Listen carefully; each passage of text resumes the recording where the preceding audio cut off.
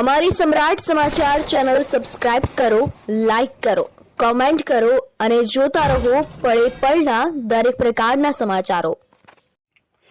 તળાજાથી ભાવનગર જતા Somnath national highway ઉપર કોઈ અજાણ્યા વાહન અડફેટે કેટલાક ઘેટાઓના મોત થયા છે। બનાવની જાણવા મળતી માહિતી મુજબ તળાજાથી ભાવનગર જતા સોમનાથ નેશનલ હાઈવે ઉપર ધારડી નજીકના વિસ્તારમાં કોઈ અજાણ્યા વાહન ચાલકે કેટલાક ઘેટાઓને અડફેટે લીધા હતા।